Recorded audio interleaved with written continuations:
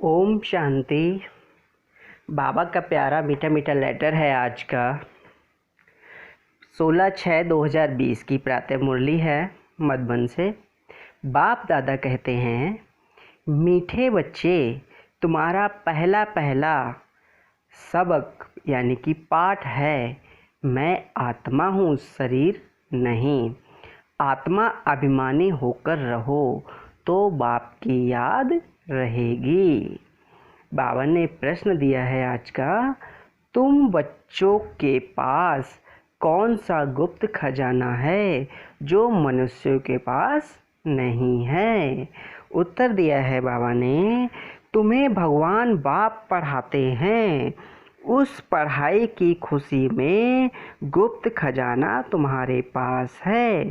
तुम जानते हो, हम जो पढ़ रहे हैं भविष्य अमरलोक के लिए, ना कि इस मृत्युलोक के लिए।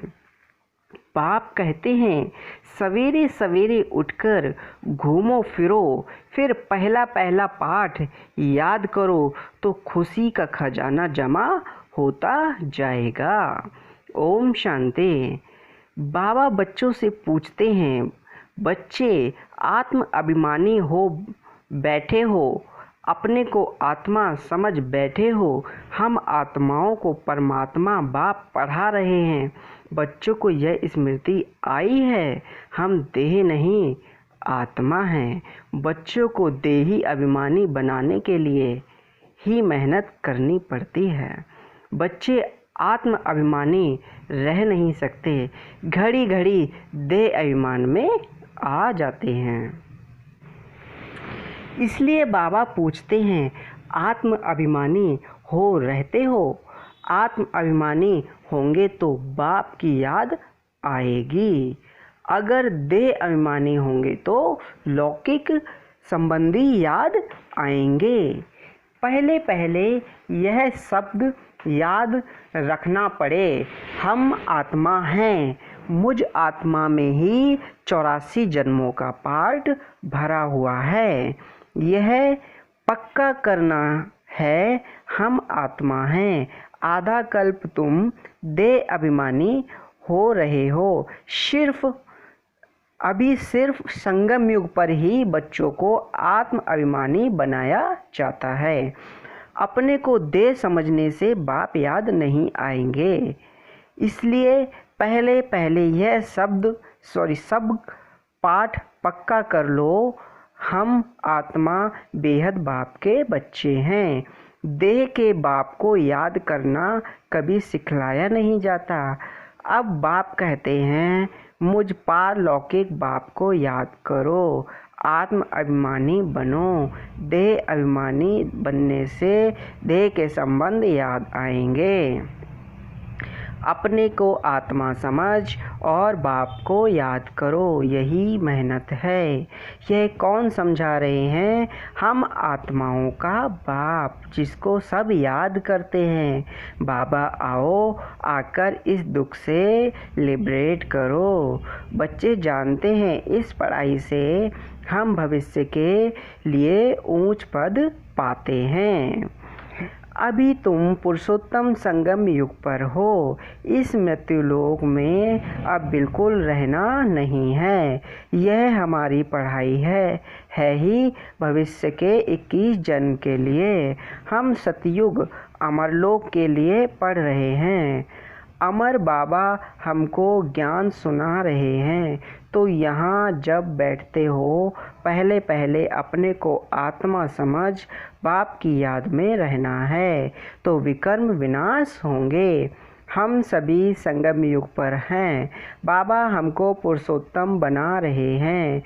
कहते हैं, मुझे याद करो तो तुम पुरुषोत्तम बन जाएंगे। मैं आया हूँ मनुष्य से देवता बनाने। सतयुग में तुम देवता थे, अभी जानते हो कैसे सीढ़ी उतरे हो। हमारी आत्मा में 84 जन्मों का पाठ नूंद हुआ है। दुनिया में कोई नहीं जानते। वह भक्ति मार्ग अलग है, यह ज्ञान मार्ग अलग है। जिन आत्माओं को बाप पढ़ाते हैं वह जाने और ना जाने कोई, यह है गुप्त खजाना भविष्य के लिए। तुम पढ़ते ही हो अमरलोक के लिए, ना कि इस मृत्यु लोक के लिए। अब बाप कहते हैं सवेरे उठकर घूमो फिरो, पहला पहला सबक यह याद करो कि हम क्या हैं, आत्मा हैं, ना कि शरीर। हमारे रूहानी बाबा हमको पढ़ाते हैं यह दुख की दुनिया अब बदलनी है। सतयुग है सुख की दुनिया, बुद्धि में सारा ज्ञान है। यह है रूहानी स्पिरिचुअल नॉलेज। बाप ज्ञान का सागर स्पिरिचुअल फादर हैं, वह है देही का बाप। बाकी तो सभी देह के ही संबंधी हैं। अब देह के संबंध तोड़ एक से जोड़ना है। गाते भी हैं मेरा तो एक दूसरा न कोई। हम एक बाप को ही याद करते हैं, देह को भी याद नहीं करते। यह पुरानी देह तो छोड़नी है, यह भी तुमको ज्ञान मिलता है। यह शरीर कैसे छोड़ना है, याद करते करते शरीर छोड़ देना है। इसलिए बाबा कहते हैं देही अभिमानी बनो, अपने अंदर घोटते रहो। बाप बीज और झाड़ को याद करना है।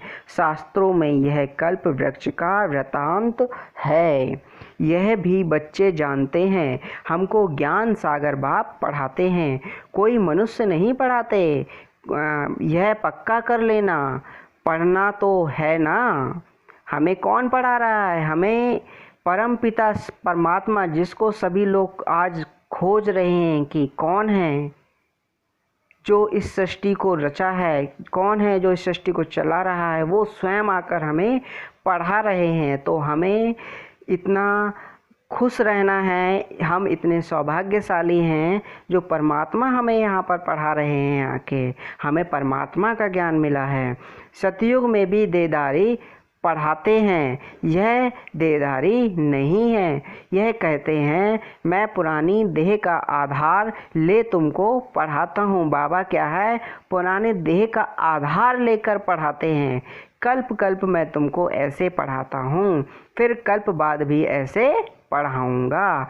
अब मुझे याद करो तो तुम्हारे विकर्म विनाश होंगे। मैं ही पतित पावन हूँ, मुझे ही सर्वशक्तिमान कहते हैं। परंतु माया भी कम नहीं है, वह भी शक्तिमान है। कहाँ से गिराया है अब याद आता है ना। 84 के जन्म का भी गायन है, यह मनुष्यों की ही बात है। बहुत पूछते हैं जानवरों का क्या होगा। अरे यहाँ जानवर की बात नहीं, बाप भी बच्चों से बात करते हैं। बाहर वाले तो बाप को जानते ही नहीं, तो क्या बात करेंगे। कोई कहेंगे हम बाबा से मिलना चाहते हैं, अब जानते कुछ भी नहीं, बैठकर उल्टे सुल्टे प्रश्न करेंगे। 7 दिन का कोर्स करने के बाद भी पूरा कुछ समझते नहीं हैं कि यह हमारा बेहद का बाप है। जो पुराने भक्त हैं, जिन्होंने बहुत भक्ति की हुई है, उनकी बुद्धि में तो ज्ञान की बातें बैठ जाती हैं। भक्ति कम की होगी तो बुद्धि में कम बैठेगा। तुम हो सबके जास्ती पुराने भक्त। गाया भी जाता है भगवान भक्ति का फल देने के लिए आते हैं, परंतु किसको यह थोड़े ही पता है। ज्ञान मार्ग और भक्ति मार्ग बिल्कुल ही अलग है। सारी दुनिया है भक्ति मार्ग में। कोर्टों में कोई आकर यह पढ़ते हैं, समझानी तो बहुत मीठी है। 84 जन्मों का चक्र भी मनुष्य ही जानते हैं ना।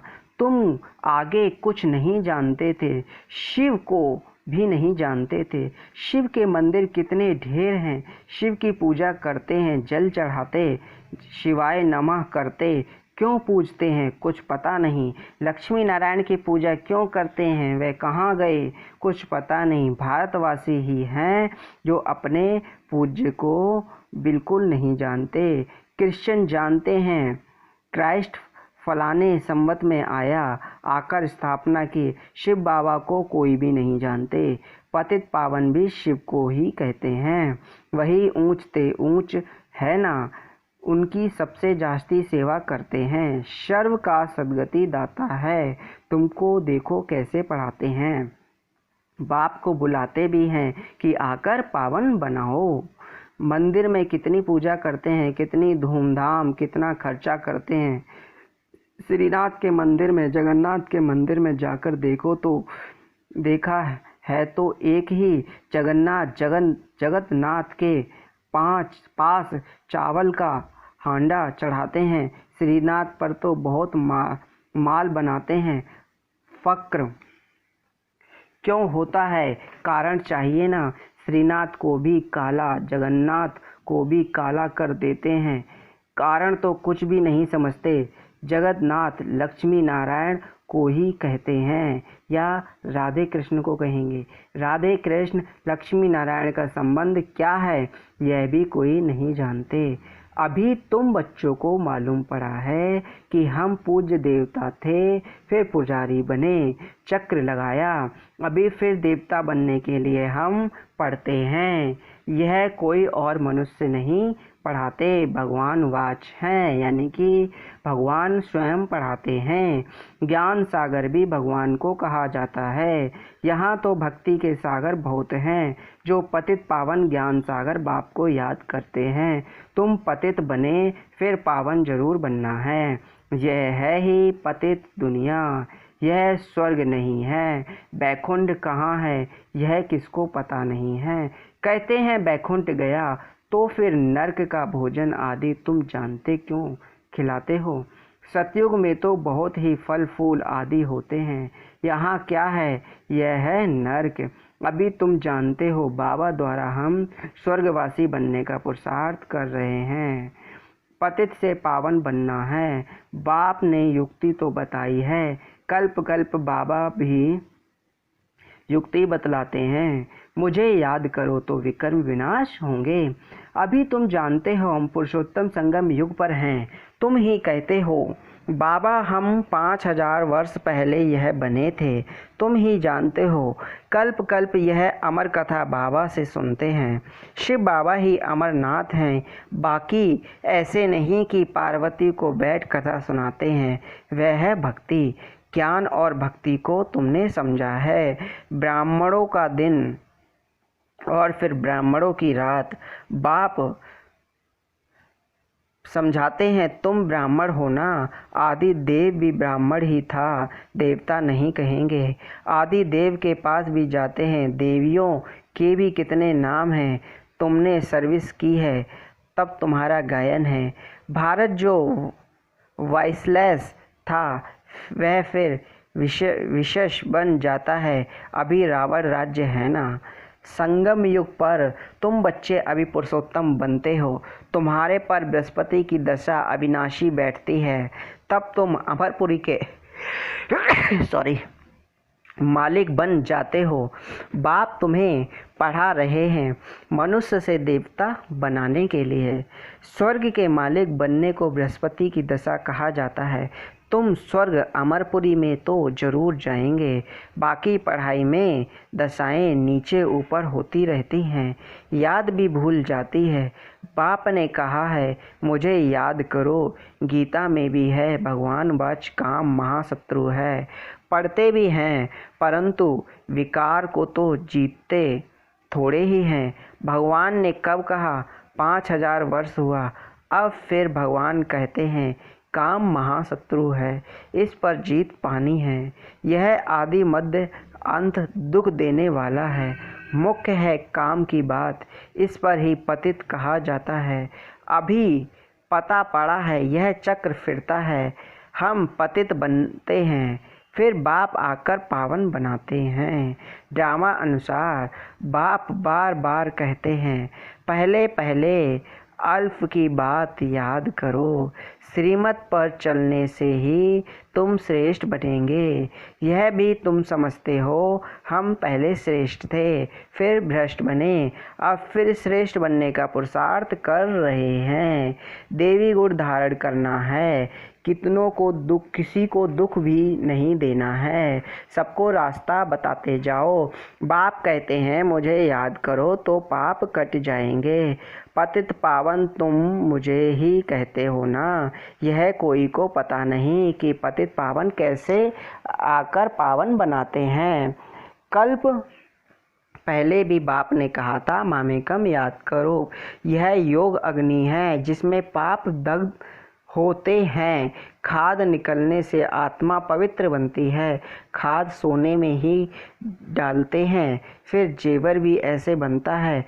अभी तुम बच्चों को बाप ने समझाया है आत्मा में कैसे खाद पड़ी है, तुमको निकालना है। बाप का भी ड्रामा में पार्ट है जो तुम बच्चों को आकर देही अभिमानी बनाते हैं।